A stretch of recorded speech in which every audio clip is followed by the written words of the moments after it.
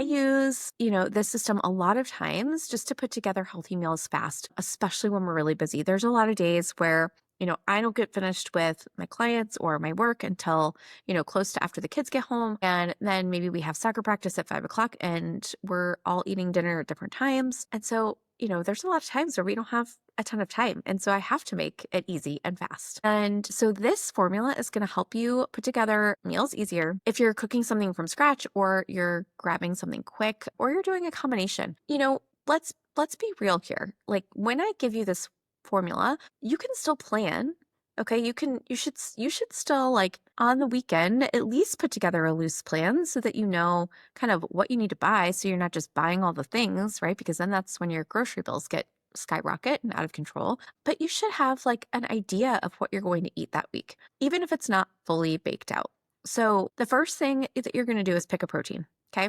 We talked about this on another episode, but protein keeps you full. It's going to balance your blood sugar. It's going to help you with energy. It helps regulate your hormones and your immune system, all the things. Protein is so important. So that could be chicken, it could be eggs, ground beef, ground turkey, fish, like salmon, or, I'm not a huge salmon lover, but I do love mahi-mahi, Greek yogurt, cottage cheese, like all of those things are good proteins.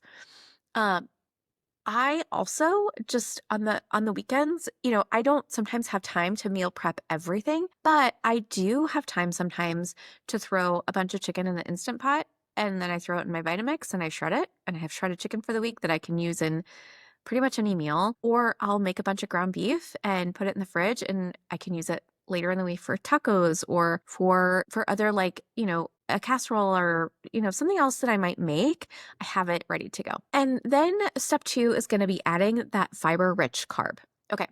I need you to hear me on this. When we were all told carbs are bad, carbs are the enemy, it's not true. Not all carbs are bad, right? It's the key is the right carb that you need to pick. And that's choosing the whole food sources that give you the energy without crashing. So I want you to think of things like sweet potatoes, quinoa, fruit, whole grain rice. So like brown rice, jasmine rice, oats. When you get oats, you want to get like gluten-free sprouted organic oats. I know that's a lot, but there's a lot of reasons why. We won't go into that in this episode, but it is really important to look for organic and sprouted oats when you're doing oats.